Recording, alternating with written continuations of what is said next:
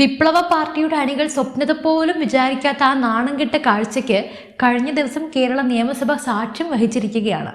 വിറയ്ക്കുന്ന വാക്കുകൾ കൊണ്ട് സഭയെയും പാർട്ടിയെയും ഒറ്റയ്ക്ക് ഭയച്ചിരുന്ന ആ അപ്രമാദിത്വം സ്വന്തം സഹപ്രവർത്തകന്റെ രോഷത്തിന് മുന്നിൽ ഒരു വാക്കുപോലും മിണ്ടാനാകാതെ ഉരിയാടാനാകാതെ തലയും താഴ്ത്തി ഇരുന്നത് എന്തുകൊണ്ടാണ്?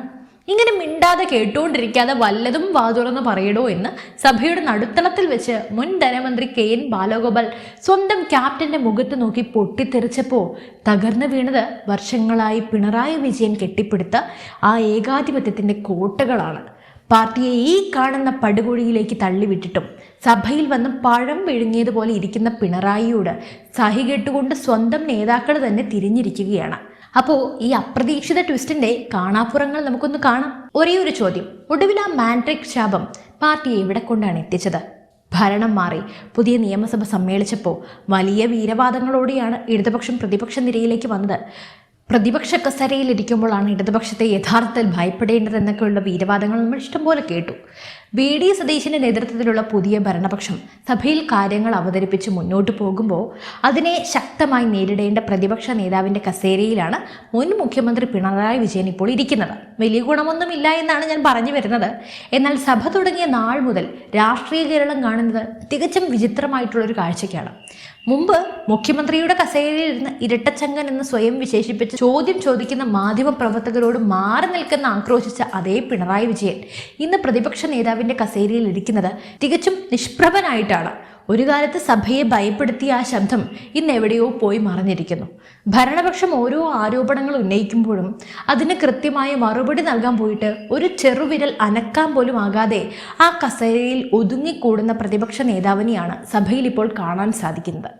ഈ ശ്വാസം മുട്ടിക്കുന്ന അന്തരീക്ഷത്തിലേക്കാണ് ട്രോളന്മാർക്ക് ചാകരയൊരുക്കിയ ആ വമ്പൻ സംഭവം പൊട്ടിപ്പുറപ്പെട്ടത്.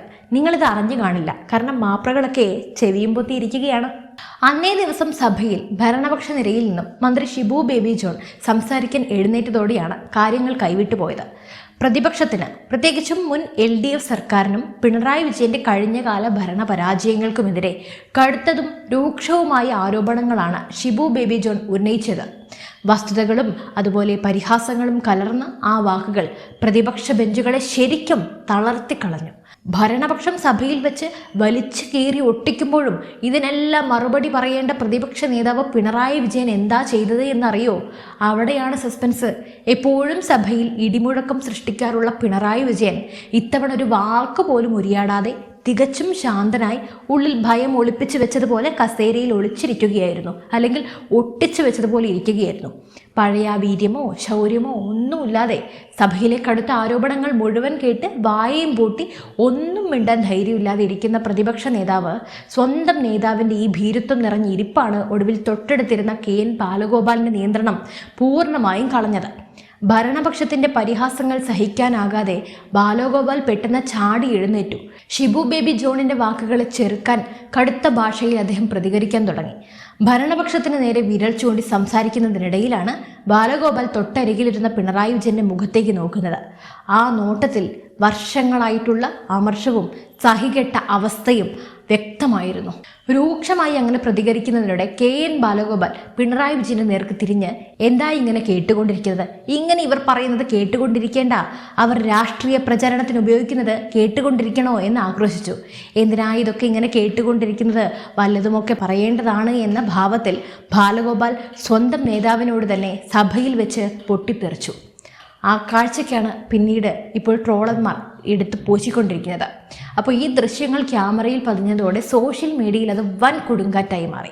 ട്രോളന്മാർ തങ്ങളുടെ സ്വതസിദ്ധമായ ശൈലിയിൽ ഈ ദൃശ്യങ്ങളെ അങ്ങ് ഏറ്റെടുത്തു. ഇങ്ങനെ മിണ്ടാതെ പഴം വിഴുങ്ങിയ പോലെ കേട്ടുകൊണ്ടിരിക്കാതെ വല്ലതും വാ തുറന്ന് പറയടോ എന്ന് ബാലഗോപാൽ പിണറായി വിജയനോട് നേരിട്ട് ആവശ്യപ്പെടുന്ന രീതിയിലാണ് വീഡിയോകൾ പ്രചരിച്ചത്. നിമിഷങ്ങൾക്കകം ലക്ഷക്കണക്കിന് ആളുകളാണ് ഈ വീഡിയോകൾ കണ്ട് ചിരിക്കുകയും പങ്കുവയ്ക്കുകയും ചെയ്തത്. കമ്മ്യൂണിസ്റ്റ് പാർട്ടിയിൽ പിണറായി വിജയൻ എന്ന വ്യക്തിക്ക് മുന്നിൽ ആരും ആവനക്കാനില്ല എന്ന് വിശ്വസിച്ചിരുന്ന അണികൾ പോലും സ്വന്തം നേതാവിൻ്റെ ഈ ദയനീയ അവസ്ഥ കണ്ട് മുഖം പൊത്തേണ്ടി വരികയാണ്. നമുക്കിതിൻ്റെ പിന്നിലെ യഥാർത്ഥ രാഷ്ട്രീയം ഒന്ന് വിശകലനം ചെയ്യാം. കഴിഞ്ഞ കുറച്ച് കാലങ്ങളായി LDFനും CPMനും നേരിടേണ്ടി വന്നത് നാണം കെട്ട തിരിച്ചടികൾക്ക് പിന്നിൽ ഒരൊറ്റ കാരണം മാത്രമേ ഉള്ളൂ. അത് പിണറായി വിജയൻ എന്ന വ്യക്തിയുടെ കടുംപിടുത്തങ്ങളും ഭരണപരാജയങ്ങളുമാണ്. അദ്ദേഹമാണ് പാർട്ടി എന്ന് സ്വയം വിചാരിച്ചുകൊണ്ടുള്ള ഒരു ഏകാധിപതിയുടെ നീക്കങ്ങളായിരുന്നു എല്ലാം. അധികാരത്തിന്റെ അഹങ്കാരത്തിൽ ജനങ്ങളെയും അണികളെയും ഒരുപോലെ മറന്ന് പാർട്ടിയെ ഇന്നത്തെ ഈ ദുരവസ്ഥയിലേക്ക് തള്ളിവിട്ട പിണറായിയോട് പ്രത്യക്ഷത്തിലല്ലെങ്കിൽ കൂടി ബാക്കി അണികൾക്കും നേതാക്കൾക്കും കടുത്ത വിരോധം തന്നെയാണുള്ളത്. അതിൻ്റെ ഒരു പരസ്യമായ പൊട്ടിത്തെറിയാണ് നമ്മൾ സഭയിൽ കണ്ടത്. രാഷ്ട്രീയ കേരളം പലപ്പോഴും മാൻഡ്രേക്ക് എന്ന് പരിഹസിക്കുന്ന ആ സാന്നിധ്യം LDFനെ ഇന്നത്തെ ഈ ദയനീയ അവസ്ഥയിൽ എത്തിച്ചിട്ടും ഇപ്പോഴും സഭയിൽ വന്ന് ഒരു തിരുത്തലിനും തയ്യാറാകാതെ വായയും പൂട്ടിയിരിക്കുന്നത് കാണുമ്പോൾ ഏത് സഹപ്രവർത്തകരാണ് ദേഷ്യം വരാത്തത്? പണ്ട് പാർട്ടിയെ ഒരൊറ്റ വാക്കുകൊണ്ട് വിറപ്പിച്ചിരുന്ന ആളാണ്.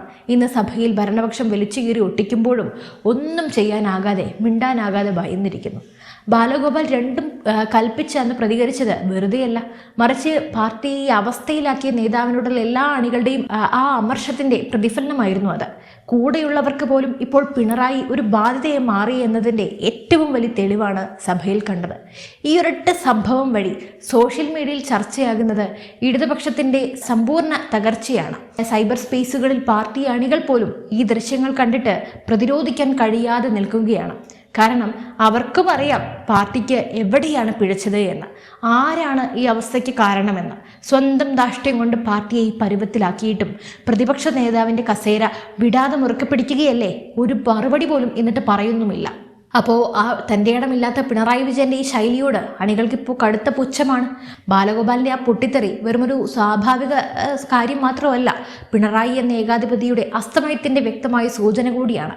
അധികാരത്തിൻ്റെ കൊടുമുടിയിൽ ഇരുന്നപ്പോൾ കാണിച്ച ഗർവ് ഒടുവിൽ സ്വന്തം അണികളെ കൊണ്ട് തന്നെ സഭയിൽ വെച്ച് ഇങ്ങനെ നാണം കെടുത്തുമെന്ന് പിണറായി വിജയൻ ഒരിക്കലും കരുതി കാണില്ല.